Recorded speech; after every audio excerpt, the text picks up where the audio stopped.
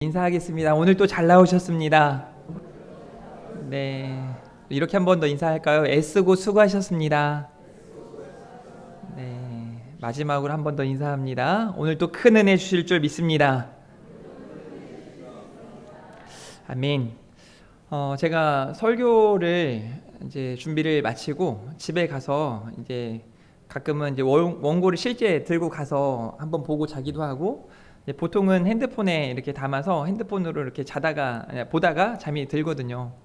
어제도 이제 요즘에 이제 핸드폰으로는 잘 안 보여서 이제 뽑아가지고 집에 가서 이렇게 보고 그 이후에 잠이 들었는데, 제가 자면서 이렇게 설교 준비를 하거나 꿈속에서 설교 준비를 하거나 꿈속에서 이제 여러분들과 뭐 신방을 하거나 이렇게 사역하는 그런 일들이 많아요. 그러니까 그냥 평상시에도 이렇게 사역을 이렇게 하는데, 잠을 자면서 꿈자리에서도 이렇게 사역을 하고 있으니까 얼마나 열심히 하고 있는 거예요. 그죠? 근데 그때마다 어김없이 이제 하나님께서 더 큰 은혜를 주신다라는 거를 제가 기억해요. 그래서 그런 일들을 많이 경험했고, 그래서 오늘 또 여러분들에게 하나님께서 큰 은혜 부어주시겠다 하는 마음이 있습니다. 아멘. 제가 중학교 아이들을 데리고 늘 전에도 잠깐 말씀드렸지만 예선 탈락하던 아이들을 데리고 농구 대회를 간 적이 있어요. 그런데 그 아이들이 이제 예선에 통과를 해서 본선에 진출을 하고, 본선에서 또 첫 번째 경기를 이기고 4강까지 들어가고 뭐 그렇게 하면서 결승전까지 갔단 말이에요. 그때까지 아이들이 하는 이야기는 뭐였냐면, 연습한 대로 훈련한 대로 또 우리가 최선을 다해서 하면 이길 수 있다라는 마음을 가지고 있었어요. 근데 이제 마지막 경기에서 이제 그 아이들이 상대팀에 대한 이제 조사를 한 겁니다. 상대팀에 보니까 키가 190cm가 넘는 친구도 있고, 엘리트 출신도 있고, 뭐 이러다 보니까 이미 겁을 먹고 들어가기 전부터 우리는 게임이 안 된다고. 그래서 어떻게 됐을까요? 게임이 안 되게 졌습니다. 저는 이런 그 모습을 보면서 실제적으로 하나님께서 허락하신 가나안 땅을 들어가면서 이스라엘 백성들이 가졌던 마음, 딱 두 가지로 나뉘거든요. 갈 수 있다, 할 수 있다, 하나님이 우리를 이끌어 주신다 라고 생각했던 여호수아와 갈렙. 그래서 은혜를 받을 준비를 하고 은혜를 기대하고 사모하는 마음으로 나아갔던 여호수아와 갈렙과, 또 나머지 부류들, 우리는 안 돼, 우리는 메뚜기 같아, 우리는 절대, 그들은 강하고 그들은 견고하고 그들은 준비된 용사들이니까 우리는 상대가 안 돼, 우리는 갈 수 없어, 우리는 망했어. 그래서 그 사람들은 그렇게 망합니다. 저는 오늘 예배하는 이 예배의 자리에서 세 가지가 있지 않을까 싶어요. 첫 번째는 하나님이 주실 은혜를 기대하고 또 사모하고 설레는 마음과 또 하나님께 대한 그런 믿음의 확신을 가지고 나아가는 많은 분들이 있을 거라고 저는 믿고요. 두 번째로는 그냥 이전에 했던 방식대로 왔다 갔다 하는 겁니다. 그냥 교회 왔다가 교회 가고, 안 가면 찜찜하니 그저 교회 한번 갔다 와야지, 뭐 이런 마음으로 왔다 갔다 하시는 분들이 아주 극소수로 있지 않을까 하는 생각이 들어요. 아주 극소수로. 또 이제 마지막으로는 은혜에 대해서 생각지도 않고 그냥 갔다가 그냥 오는 사람, 그냥 아무 생각 없이 그냥 갔다 그냥 오는 사람, 아마 이런 사람은 우리 교회는 없다고 생각합니다. 여러분들은 반드시 첫 번째 부류의 사람들이 되시기를 주님의 이름으로 축복합니다. 왜냐하면 오늘 또 하나님이 여러분들에게 은혜 주실 줄 믿기 때문에 그렇습니다. 제가 대학교 때니까요, 약 25년 전에 이 새 부대가 되게 하소서라는 제목으로 학교에서 수련회를 한 적이 있습니다. 제가 그때도 전도사 사역을 했기 때문에 이거 뭔가 잘못됐다, 이거 큰일이다 하는 생각이 들었던 게, 새 부대가 되게 하소서라고 제목을 지어 놓으니까 많은 학생들이 이 성경의 본문의 이야기는 뒤로 한 채 이런 겁니다. 군대라고 생각을 하고, 그러니까 유닛, 그러니까 우리가 새 부대가 되게 해달라고, 내가 밖에 나가서 싸우는데 정말 힘있고 준비된 그런 부대가 되게 해달라고 막 기도하고 이렇게 하는 겁니다. 오늘 본문에서의 이 세 부대는 그런 부대가 아니에요. 그런 군대가 아니라 여기서 말하는 이 부대는 뭐냐면 질부, 그 다음에 뭐라 그럴까, 바구니대, 뭐 이런 의미로 자루대라는 의미로 쓰이는, 그래서 우리가 짊어지는 포대 뭐 이런 것을 의미하는 거예요. 근데 이 포대가 깨끗해야 된다, 새 것이어야 된다, 왜냐하면 낡으면 찢어지니까, 이제 이런 의미로 사용된다는 것을 여러분이 알고 오늘 말씀을 함께 나누었으면 좋겠습니다.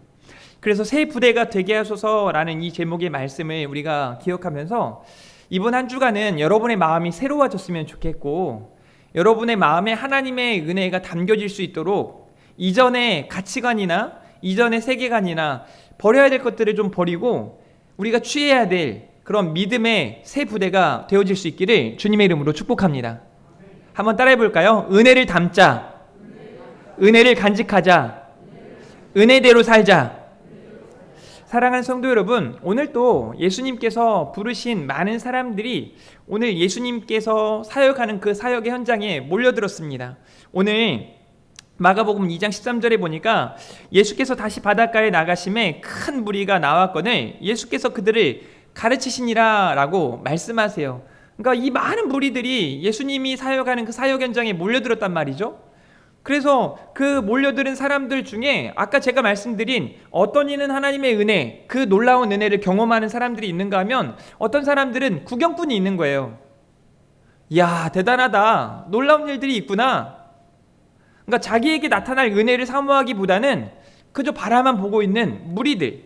그래서 그 무리들은 예수님이 십자가를 질 때 모두가 뿔뿔이 흩어집니다. 예수님을 외면하고 저 사람도 어쩔 수 없구나 하고 도망가 버리는 거죠. 그래서 부르심을 입은 우리들의 태도는 어떠한지, 내 생각이나 내 마음은 어떠한지 우리는 오늘 생각해 봐야 합니다. 첫 번째는요, 예수님의 가르침을 따라야 합니다. 여러분, 이 말이 굉장히 중요한데요, 우리가 성경 말씀, 하나님의 말씀을 믿거든요. 그래서 이 말씀이 내 삶에 주도적으로 작용하는 것이 아니라 말씀은 말씀대로, 내 생활은 내 생활대로, 내 생각이나 내 가치관은 그대로 변함이 없는 거예요. 그건 성경일 뿐이고 내가 생각하는 건 달라. 이때 당시 종교 지도자들이 그랬어요. 바리새인들이, 서기관들이 그런 마음으로 살아갔단 말입니다. 그러니까 예수님이 실제적인 가르침을 주고 있음에도 불구하고 그 가르침을 받아들이지 않는 거예요. 아니, 원수는 복수해야지, 무슨 원수까지 사랑합니까? 겉옷을 내어달라 그래? 절대 뺏기지 말아야지, 무슨 속옷까지 내어주란 말입니까? 오리를 가자 그래? 귀찮아 죽겠는데? 그런데 무슨 심리까지 같이 가주란 말이에요. 아니, 이렇게 나에게 잘못하는 사람을 한 번, 두 번 용서하는 것도 쉽지 않은데 7번? 70번씩 7번? 말이 됩니까? 이런 가르침들이 성경에 담겨 있단 말이에요. 좁은 길로 가라. 그 길은 많은 사람들이 찾지 않은 그런 길이다. 좁고 협착한 길이다. 그런데 성경은 그 길로 가라는 거예요. 아니, 넓은 길로 가도 시원찮을 판에 왜 그렇게 좁은 길로 가란 말입니까? 이게 우리들의 생각이고 우리들의 가치관이란 말이죠. 여러분이 지금 이 말을 들으면서 내가 방금 제가 성경에 대한 이야기를 아무도 모르는 분이 없어요. 다 할걸요? 여기 다 하실 거예요. 그 성경에 대한 이야기들은 이미 설교가 수차례 되어졌고, 성경을 보면서나 아니면 교회 안에서 그냥 유초등부 때, 중고등부 때 그냥 공부했던 때 늘 봤던 이야기들이고 얼마나 많은 사람들이 이야기하는지 몰라요. 그런데 진짜 내 삶은, 진짜 지금 내가 살아가고 있는 나의 생각이나 나의 가치관은 달라졌나? 여러분은 어떠세요? 목사님, 저도 가끔 이 사이에서 괴리감을 느낄 때가 있습니다. 안 되는 거예요. 쉽지 않은 겁니다. 버거워요. 그러다 보니까 그냥 포기해버리면, 그건 성경 말씀이지, 그건 이론편이고 실제는 달라 라고 생각하고 행동한다면 문제가 심각한 것 아니겠습니까? 사랑하는 성도 여러분, 우리는 예수님의 가르침을 듣기 위해 이 자리에 있습니다. 여기 오늘 무리들도, 큰 무리도 예수님의 가르침을 듣기 위해 모였단 말이죠. 그 모인 사람들 중에 진짜 예수님을 따르고 주님이 원하시는 믿음의 길을 간 사람들은 극소수였다는 걸 우리는 알 수 있습니다. 예수께서 다시 바닷가에 나가심에 큰 무리가 나왔거늘 예수께서 그들을 가르치시니라 라고 말씀하세요. 예수님의 가르침 앞에 선 무리들, 저는 제가 하나님의 말씀을 전할 때 우리 성도들은 어떤 마음으로 이 말씀을 대할까? 그리고 실제적으로 여러분들의 삶의 자리에 신방을 하러 가서 여러분들 삶을 함께 나누고 또 같이 기도하고 이렇게 하면서 보면 너무 힘들겠다. 일주일간의 삶을 애써 살다가 토요일 주일 쉬어야 되는데 그 시간에도 예배 자리에 나와서 그 시간도 다른 사람들 그냥 놀고 즐겁게 이렇게 있는데 우리는 이 자리에 와서 예배하고 뭐 오전 예배만 드리는 것도 아니고 이제 여러분 중에 극소수의 사람들이 전에가 좋았어. 코로나 때 오전 예배만 그냥 빨리 드리고 또 심지어는 안 가고 그 비대면 예배로 드렸을 때 그때가 좋았어. 뭐 이렇게 생각하는 분들이 있을 수도 있어요. 근데 뭐 제가 오고 난 다음에 갑자기 오전 예배, 오후 예배, 그리고 막 새벽 기도도 오라 그러지, 수예배도 오라 그러지, 막 우리 찬양팀한테는 막 특송 계속 했으면 좋다 그러지, 막 하니까 힘들 수 있어요. 근데 저는 되게 좋거든요. 여러분이 예배하는 자리에 있을 때 여러분이 애써 찬양하고 또 하나님 앞에 믿음으로 나아가는 모습이 너무 귀하고 하나님이 얼마나 기뻐하실까 하는 생각이 들어요. 여러분들도 입장 바꿔 생각했을 때 제가 이번에 선교지에 가는데 어제 이제 선교지에 있는 우리 정당도님에게 전화가 왔어요. 전화가 와서 제가 이제 아침 강의, 저녁 강의, 예배부터 해가지고 한 8개, 9개 설교를 해야 돼요. 근데 뭐 그걸 이제 강의식으로 하겠죠. 근데 이걸 이제 원고를 보내주고 하라고 해서 이제 제가 태국어를 할 줄도 모르니까 막 인터넷 이용해서 이렇게 어저께 번역도 좀 이렇게 해놓고 해놨는데 설교 원고를 3장짜리 4장짜리를 준비하는데 여러분 이게 보통 일이 아니거든요. 제가 가서 한 번만 할게요 그냥, 아니면 저녁에만 할게요 하고 하면 뭐 7번 8번이 2번 3번으로 줄 거고 그냥 한 번만 하면 안 돼요. 한 번으로 줄면 조금 더 편하게 할 수 있거든요. 그걸 준비하는 입장에서도 쉽지 않아요. 제가 교회에서 우리 주일 오전 예배만 드립시다, 뭐 새벽 기도까지 뭐 힘든데 해요. 수요일 날도 막 출퇴근하고 힘든데 하지 말자고요. 저도 그러면 얼마나 편해요. 그러면 어떤 일이 벌어지는가? 목사인 저에게는 너무 게을러지는 거예요. 그렇게 해서 막 주일 예배 한 번 드리는 그 예배 설교가 막 대단하게 탁월하고 막 엄청 은혜가 넘치도록 준비할 수 있는 그런 능력이 좀 있으면 좋겠는데 저는 그런 능력이 없거든요. 새벽 기도나 수요 예배나 오후 예배나 오전 예배나 그냥 다 똑같아요. 제 실력은 거기까지예요. 저는 그냥 하나님 있는 말씀 그대로 이 말씀이 어떤 의미입니다 라고 여러분들에게 소개할 뿐인 거죠. 그러니 저도 마음에 결정을 하고 저도 마음에 다짐을 하는 거예요. 애써서 준비하길 원하고 최선을 다해서 이 일들을 감당해 나아가길 원하는 거죠. 그리고 저는 이 일이 버거운 일이 아니라 이 일이 하나님의 일이고 이 일 안에서 하나님이 주시는 기쁨과 자유를 누립니다. 사랑하는 성도들도 예배의 자리에서 큰 은혜들을 경험할 수 있었으면 좋겠습니다. 자, 그 자리에서 알페오의 아들 마태는 부르심을 받습니다. 근데 이 레위라고 하는 사람은 어떤 사람이었는가? 또 지나가시다가 알페오의 아들 레위가 세관에 앉아있는 것을 보셨다. 이 말인즉슨 레위는 셀이었다라는 의미입니다. 성경은 이 내용을 죄인과 세리라고 말씀을 전하고 있어요.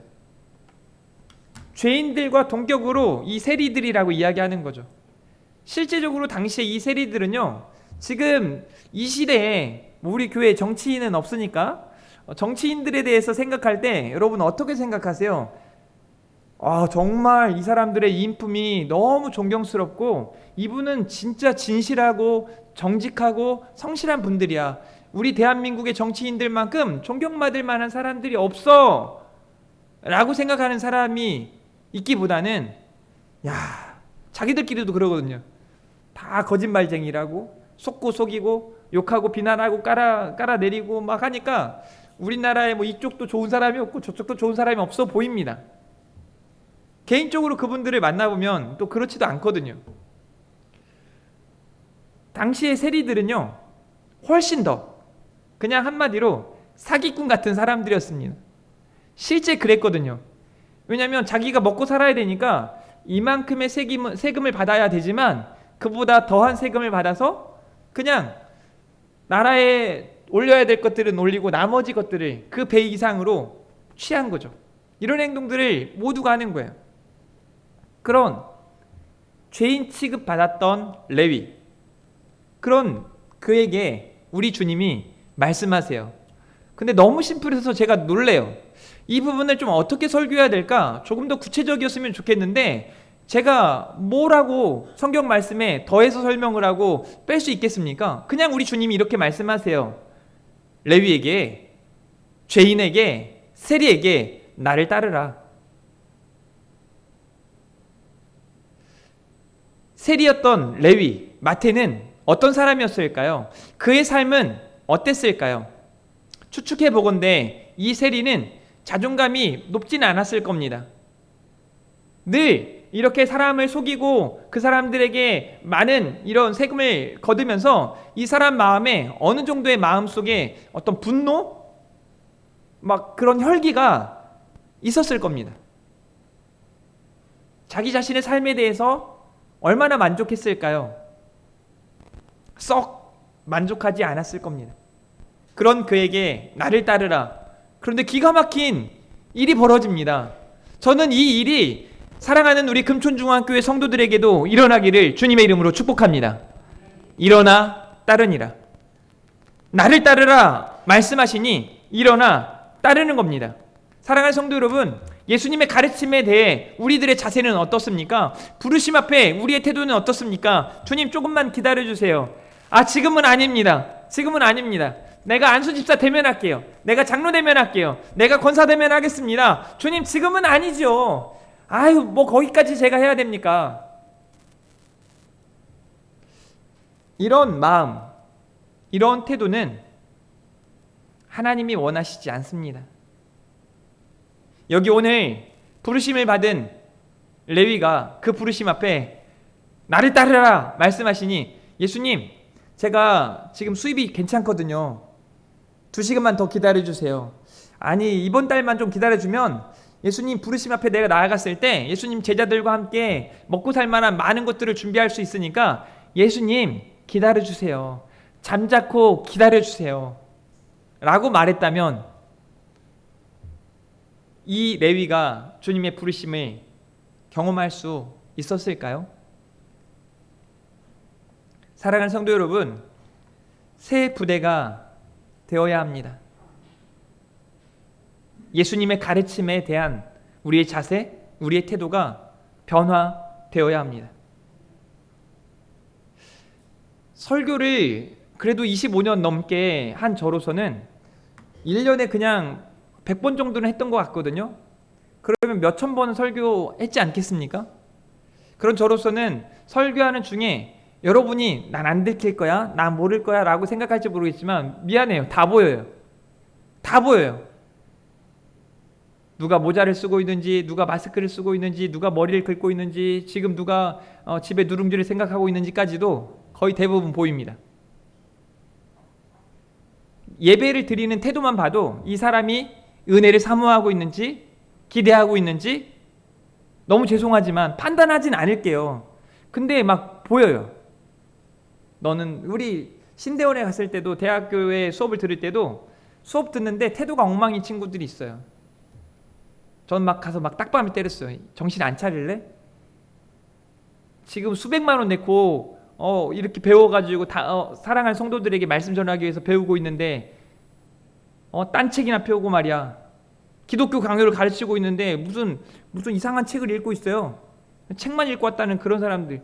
여러분 나중에 목회자를 뽑을 때 성적표도 받으세요. 성적표도. 수업 시간에 뭐 했냐고 물어보세요. 제가 만약에 우리 교회 장로였다면, 우리 교회에서 뭐 청빙위원 중에 한 사람이었다면 저는 이렇게 물을 것 같아요. 학교 다닐 때 어떤 일이 가장 보람이 됐습니까? 수업 시간에 어떤 것들이 기억납니까? 저는 수업 시간에 맨 뒤에 앉아가지고 책을 읽었던 그런 좋은 경험이 있습니다. 땡 자르고. 수업 시간에 어느 자리에 앉으셨습니까? 저는요 저 맨 뒷자리에 앉아가지고 있었어요. 그렇습니까? 땡. 뭐 이렇게 해가지고 걸러야 돼요. 사실 이 설교는 듣는 많은 후배 목사들이 들었으면, 후배 전도사님들이 들었으면 좋겠습니다. 여러분, 우리의 태도도 바뀌어야 돼요. 여러분의 태도도 바뀌어야 합니다. 제가 신방을 하다 보면 우리 다음 세대 중고등학생들이요, 와 얼마나 건방진지 몰라요.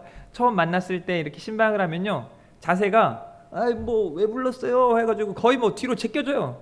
요즘은 핸드폰 때문에 막 앞으로 숙여지잖아요. 막 뒤로 제껴져요. 막 다리고 앉아있고, 제가 제 돈 내고 막 사주는데도 불구하고 뭐 숟가락도 안 놓고 물도 안 따라주고 뭐 잘 먹었다고 고맙다고 인사도 잘 안 하고 뭐 이런 애들이 많거든요.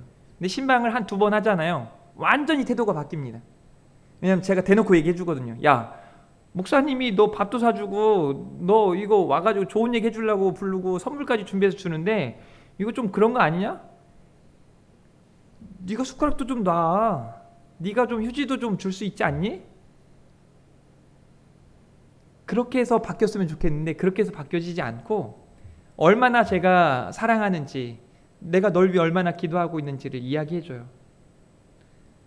어느 순간 자세가 바뀌는 겁니다.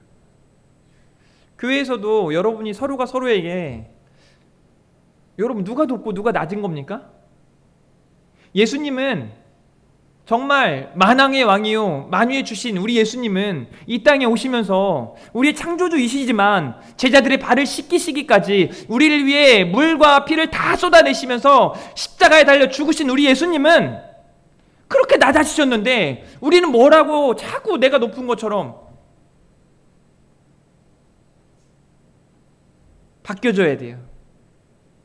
자세가 바뀌기 위해서는 생각이 바뀌어야 합니다.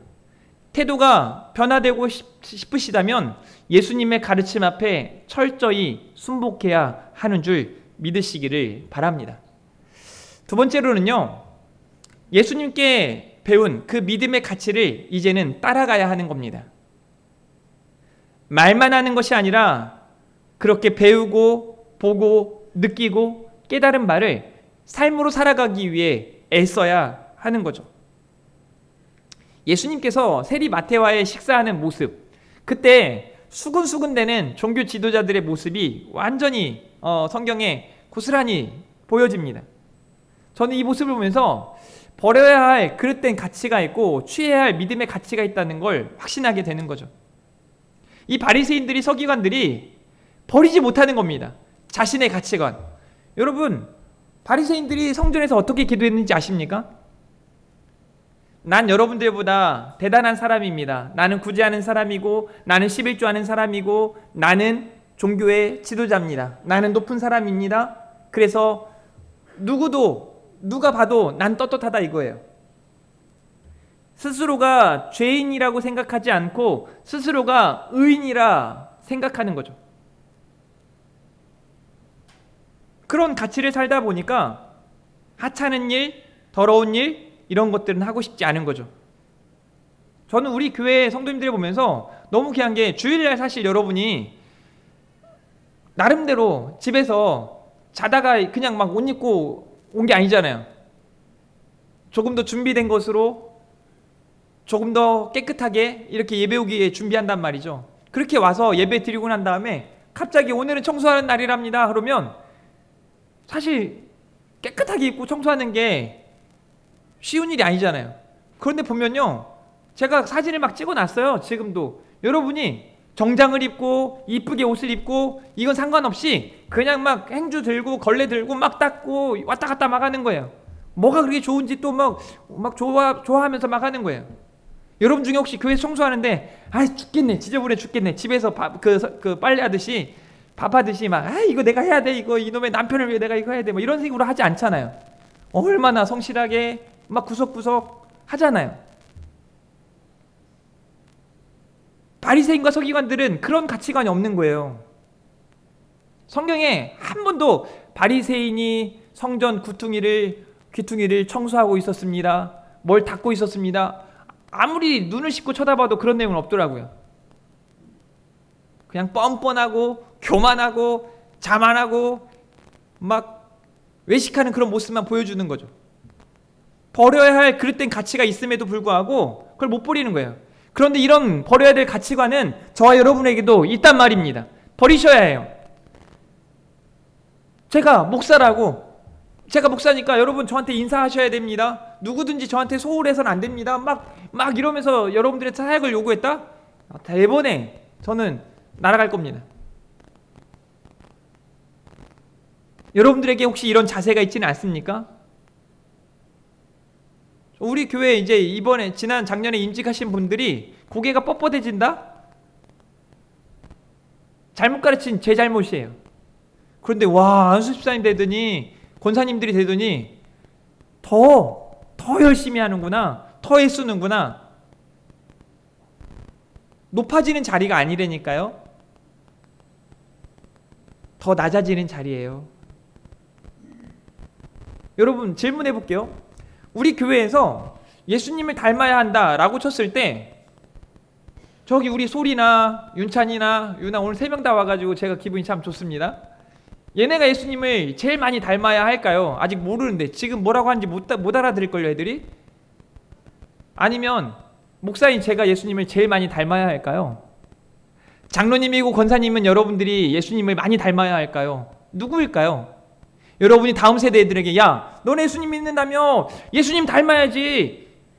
자기는 예수님도 안 닮았으면서 예수님 닮아야지, 예수님이라면 그렇게 하는 거 아니야 막 하면서 말하면 안 되는 거예요.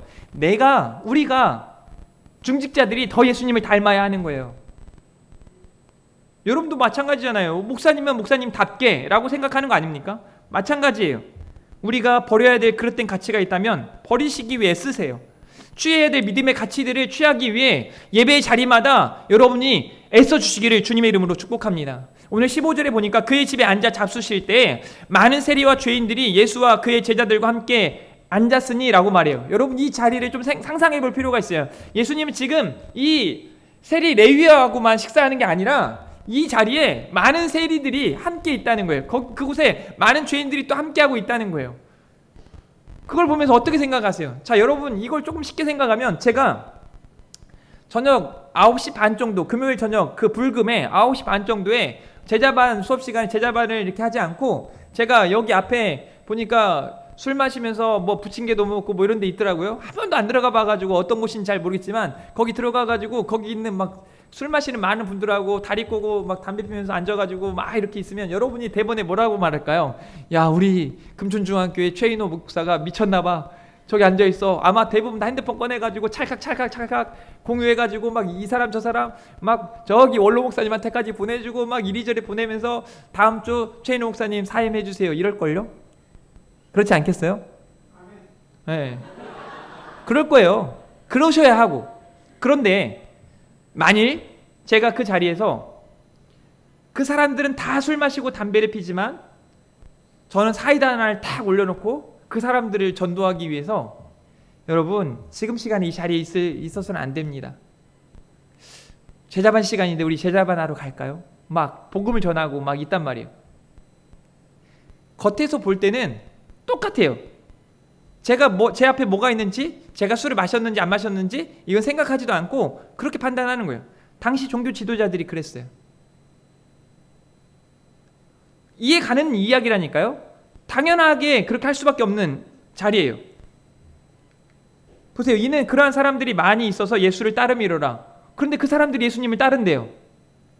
기가 막힌 복음의 역사가 나타나는 거 아닙니까? 그런데 그 시간에 예수님을 비난하고 예수님을 책망하기 위해서 책잡기 위해서 막 애쓰는 사람들의 모습이 너무 대조를 이루는 거잖아요. 레위와 함께 식사하는 예수님의 모습, 또 그들이 예수님을 따르는 걸 볼 때 기가 막힌 하나님의 은혜거든요. 그런데 예수님을 따르는 죄인들의 모습과 예수님을 고발하는 거짓 의인들, 그러니까 진짜 의인이 아니에요. 제가 이 표현을 어떻게 써야 될까 하다가 의인들이라고 하면 여러분이 오해할까 봐 거짓 의인들, 의인이 아닌 거예요. 이 바리새인과 서기관들이 의인이 아니에요. 16절 바리새인과 서기관들이 예수께서 죄인 및 세리들과 함께 잡수시는 것을 보고 뭐라고 말하냐면 그 제자들에게 이르되, 예수님한테 이야기하면 또 쥐어 터질까봐 예수님이 막 그 주먹으로 때리진 않은데요, 예수님의 말로 이 서기관이나 바리새인들이 얼마나 쥐어 터지는지 몰라요. 감당이 안 되는 거예요. 오늘 오후에도 마찬가지거든요.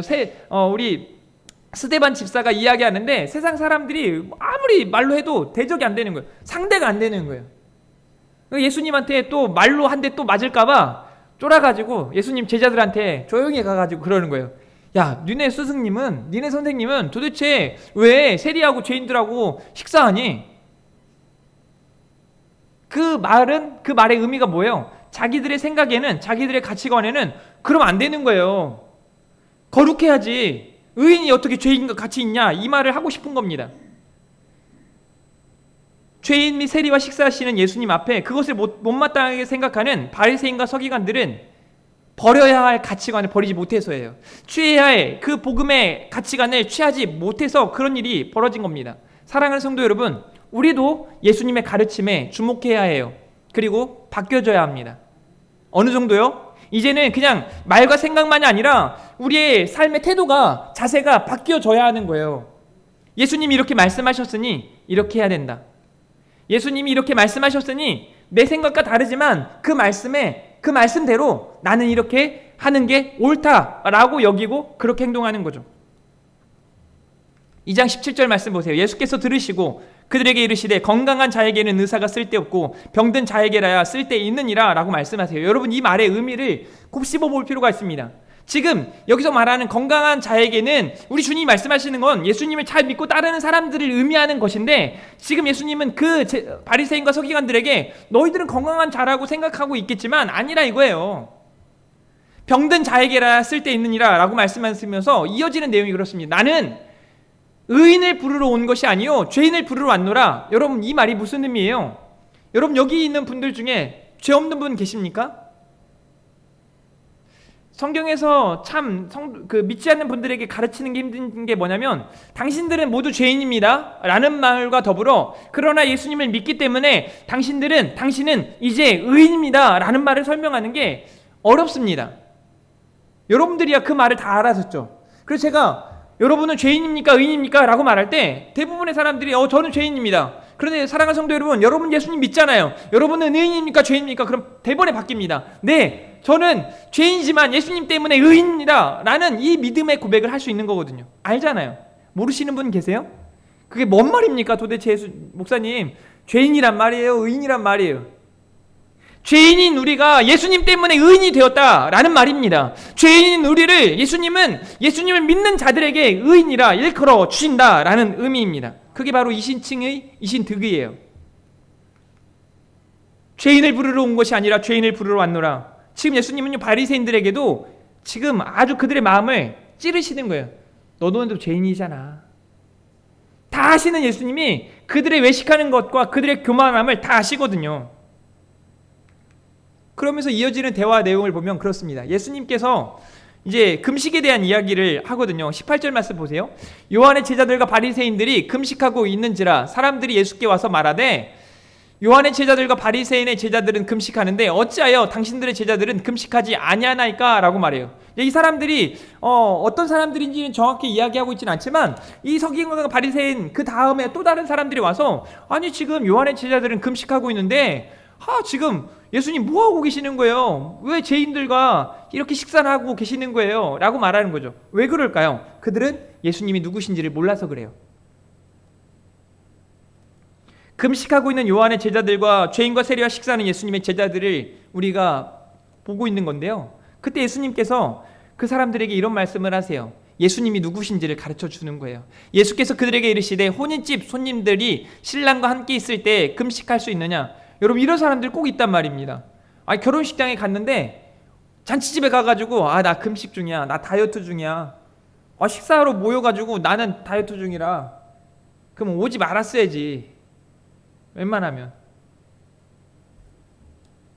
그런 일이에요. 신랑과 함께 있을 동안에 예수님 말씀하시는 거예요. 함께 있을 동안에는 금식할 수 없느니라. 그러나 신랑을 빼앗길 날이 이르니 그날에는 금식할 것이니라. 예수님이 함께 하실 때와 예수님이 이제 십자가에 달려 죽으시고 예수님이 떠나실 때를 이야기하시는 거죠. 사랑하는 성도 여러분, 예수님은 신랑이신 분이세요. 여러분, 교회 안에서 예수님이 누구신가를 잘 알아야 돼요. 교회의 머리는 누굴까요? 예수님이십니다. 교회는 예수님의 몸이에요. 여러분, 한 사람 한 사람은 예수님의 몸입니다. 예수님과 함께 할 때 슬퍼하고 예수님과 함께 할 때 애통하는 것이 아니라 그런 자리가 아닐 때 잔치집에서 옳지 않은 거예요. 합당하지 않은 거예요. 지금은 어때입니까? 사랑하는 성도 여러분, 저는 이 말로 두 번째 메시지를 매듭 짓길 원해요. 예수님을 온전히 믿으십시오. 제가 여러분들을 대부분 한 사람 한 사람 만나다 보니까 제가 느끼는 건 그렇습니다. 조금 더 변화돼야겠다. 생각도, 마음도, 언어도, 행실도 변화돼야겠다. 이런 말을 하는 건 쉽지가 않습니다. 마음의 부담감이 커요. 저 역시도 마찬가지입니다. 저도 변화돼야죠. 변화는 믿음의 가치관을 따라 믿음으로 사는 것을 의미하는 줄 믿으시길 바랍니다. 그러니까 오늘 이 아침에 저와 여러분이 함께 결단했으면 좋겠어요. 새 부대가 되잔 말입니다. 이어지는 예수님의 가르침을 우리가 살펴보게 되는데요. 생배 조각을 낡은 옷에 붙이는 자가 없나니 만일 그렇게 하면 기운 새 것이 낡은 것을 당기어 헤어짐이 더하게 되느니라 라고 말씀하세요. 여러분, 자동차도 마찬가지입니다. 자동차도 뭐 이제 처음 새 차일 때는 모르겠지만 차가 10년이 지나고 뭐 이랬을 때 어느 쪽이 고장나가지고 새 것으로 바꾸잖아요. 처음에는 새 거라고 좋아 보이지만 시간이 좀 지나다 보면 어떤 일이 벌어지냐면 여러분도 길 가다 보여요. 차가 문짝이 다른 거예요. 얼마나 보기 싫은지 몰라요. 이쪽 문짝은 새 거고 이쪽 문짝은 같은 흰색인데 더러운 흰색이 있고 깨끗한 흰색이 있잖아요. 그렇게 된단 말이에요. 얼마나 보기 싫은지 몰라요. 근데 이거 말고도 여기 이렇게 말하는 생배 조각을 낡은 옷에 붙이는 자가 없다. 그러니까 완전히 낡았는데 그것과 비슷한 것으로 이렇게 해야 되는데 새 것을 붙이면 이게 당겨가지고 더 많이 헐어지게 된다라는 거예요. 저는 이걸 예전에 제가 바느질을 좋아해가지고 바느질 하면서 그때 경험했어요. 보니까 이렇게 해보니까 정말로 이 새 것들이 당겨가지고 이 밖에 있는 것들이 막 그 실오라기들이 부풀어지고 막 보풀이 일어나고 막 이런 일이 있더라고요. 그렇게 하면 된단 말입니까? 안 된단 말입니까? 안 된다는 거예요. 이 말인 즉슨 옛 버려야 할 가치관을 버리지 않고 새 가치관을 막 받아들이려고 할 때 안 된다는 거예요. 왜 내 마음에 이걸 버리지 않았는데 상충되는 거 아니에요. 그래서 막 힘든 거예요. 그래서 교회에서 여러분 남편들이나 뭐 집에서 은혜 좀 적당히 받으라고 하는 분들 있잖아요. 그분들이 그런 의미예요. 가치관이 상충되니까 안 되는 거예요. 안 되는 거예요. 새 것과 낡은 것에 대한 이야기를 하고 계시는 거죠. 그러면서 마지막 2장 22절 같이 한번 읽어보도록 하겠습니다. 시작!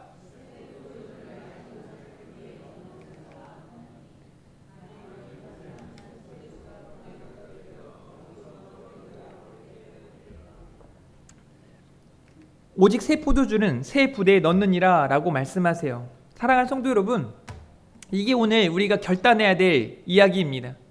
우리가 이 말씀을 듣고 결단해야 되는 메시지예요. 2025년 저는 우리 금촌중앙교회 안에 성숙을 놓고 기도하고 있습니다. 말씀으로 성숙되어지길 바라고, 기도하면서 성숙되어지길 바라고, 하나님 앞에 우리 금촌중앙교회가 성숙한 크리스찬으로 온전히 자리할 수 있었으면 좋겠습니다. 그래서 주방에서 모일 때나 어느 곳곳에서 모일 때 이런 원망이나 지난 상처들에 대한 이야기들이 나눠지는 것이 아니라 함께 모일 때 기쁨이 되고 함께 모일 때 위로가 되는 그런 하나님의 은혜가 충만하기를 주님의 이름으로 축복합니다. 반드시 그러셔야 돼요. 여러분 보세요. 내가 지난 과거의 아픔들, 그런 상처들을 보면서 제가 지난주 설교와 좀 연관지어서 얘기할게요. 제가 우리 아버지가 소천하시고 난 다음에 집에 그 흔적을 바라보면서 그걸 보면서 막 펑펑 울었다 그랬잖아요. 근데 제가 믿음으로 이렇게 앞으로 전진해야 되는데 시도 때도 없이 거기에 가가지고 그거 보면서 우리 아빠가 이곳에서 막 또 다시 막 살다가 또 그곳에 가가지고 우리 아빠가 막 계속 그런 삶을 살아간다면 여러분이 뭐라고 생각해요? 저거 미쳤구나. 그거 아니겠어요? 근데 왜 우리는 그러고 있냐고요? 저한테 이제는 전에 목사님은 전에 누구는 뭐 이거 저하고 상관없어요. 이제 내버려 두세요. 그때는 탁 잘라내가 제가 그 칼질이라도 할 수 있었으면 탁 도마로 잘라가지고 이거 치워버리고 여기만 이렇게 하고 싶어요. 막 제 마음이 그래요. 앞을 보고 가자고요. 지금 현재를 살아가는 우리들이 하나님께서 부어주실 은혜들을 바라보면서 믿음으로 전진하자니까요. 막 이제는 우리 교회 성도들은요, 고슴도치 같은 그런 마음이 삐뚤어지고 내가 이 말 했는데 저렇게 해석하고 저 말 했는데 또 반대로 해석하고 이래서는 안 된단 말이에요. 말씀을 있는 그대로 받아들일 수 있는, 제가 어제 저녁에는 이렇게 기도했습니다. 하나님, 우리 금촌중앙교회 성도들이 하나님의 말씀을 받을 때 길가나 가시밭이나 돌밭이 되지 않게 해주십시오. 좋은 밭으로 하나님의 말씀이 심겨지고 그 말씀을 아멘으로 화답하고 그 말씀 붙들고 승리하는 삶을 살게 해달라고 기도했단 말입니다. 그러셔야 해요. 그러니까 오늘 오후 세미나 때 와서 다시 한번 또 결단하고 어떻게 하는 게 옳은 것인지를 함께 살펴보는 그런 은혜 시간이 되었으면 좋겠습니다. 오늘 말씀을 마칩니다. 사랑하는 성도 여러분, 새 부대가 되어야 합니다. 그러기 위해 우리는 예수님의 가르침을 귀담아 들어야 합니다. 그리고 그 가르침대로 살아가야 합니다. 버려야 될 가치관이 있다면 속히 버리시기를 바랍니다. 이제 믿음의 가치관을 여러분이 취하고 믿음으로 승리할 수 있기를 주님의 이름으로 축복합니다. 우리 함께 찬송하면서 준비된 예물 드리고 예배 마치도록 하겠습니다. 내 모든 시험 무거운 짐을 주 예수 앞에 아뢰이면 우리 함께 찬양 올려드립니다.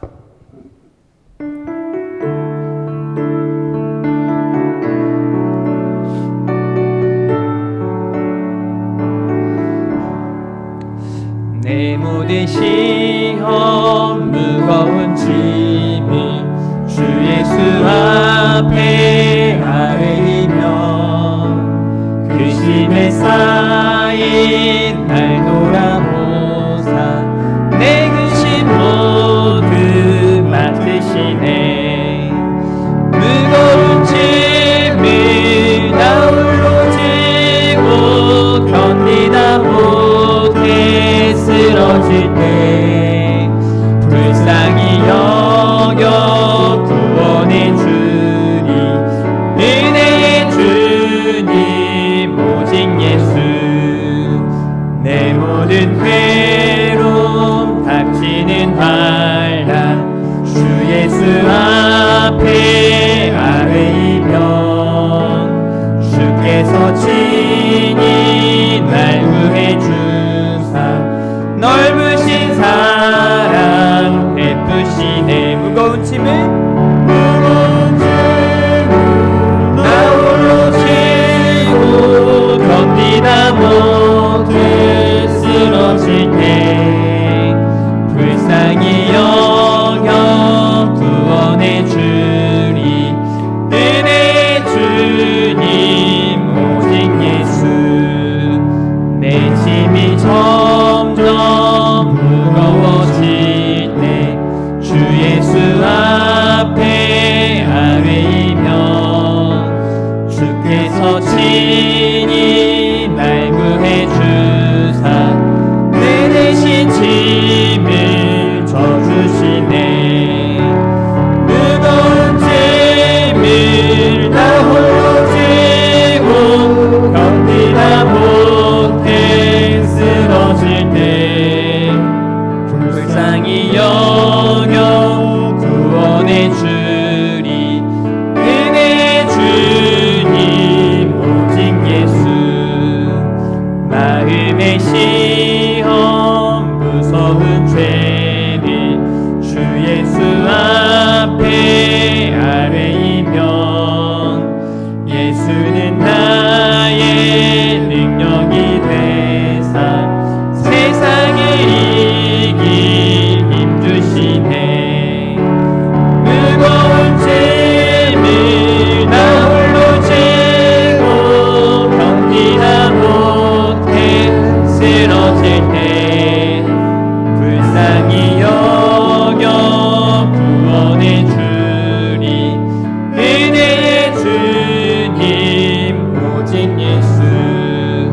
기도하겠습니다. 하나님 감사합니다. 우리 금촌중앙교회가 여기 모인 사랑하는 성도들이 새 부대가 되게 하여 주시옵소서. 예수님의 가르침을 따라 예수님이 말씀하신 대로 믿음으로 승리하는 삶을 살게 하여 주시옵소서.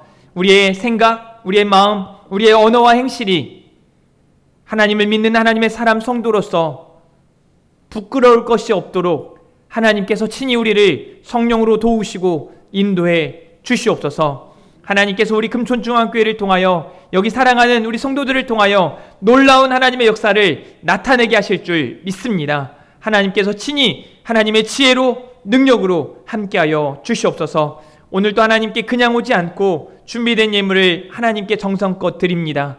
드린 손길들마다 하나님의 은혜로 충만하게 하시고 또 이 예물이 쓰여지는 곳곳마다 오병이어의 역사가 나타나게 하여 주시옵소서. 사랑하는 성도들을 이번 한 주간도 책임져 주시고 친밀하게 동행하여 주시옵소서. 특별히 화야실 청소년 비전 캠프 위에 은혜를 더하여 주시고 또 이제 개학을 앞둔 사랑하는 우리 다음 세대들의 앞날에 하나님께서 지혜와 능력으로 동행하여 주시옵소서. 하나님을 사랑합니다. 감사합니다. 예수님의 이름으로 기도합니다. 아멘. 우리 하나님의 약속 찬양하고 축도하고 예배 마치겠습니다. 여호와는 너에게 복을 주시길 원하며.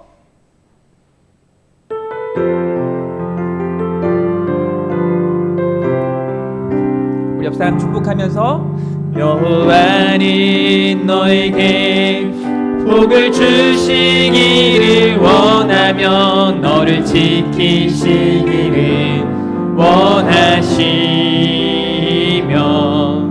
여호와는 그 얼굴을 너를 향하여 드사 은혜와 평강 주시기 원하노라. 옆사람 축복하면서 여호와는 너에게 복을 주시기를 원하며 너를 지키시기를 원하시며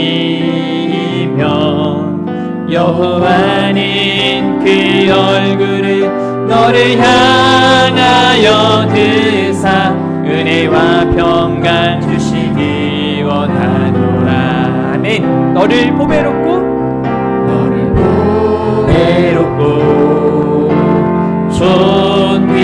존귀하게 여기시는 하나님이 내 삶 속에서 이 약속을 신실하게 이루시리. 땅이 기름진 것으로 하늘에 신령한 것으로 너를 복주시고 지키신 하나님이 너의 영혼 잘 되도록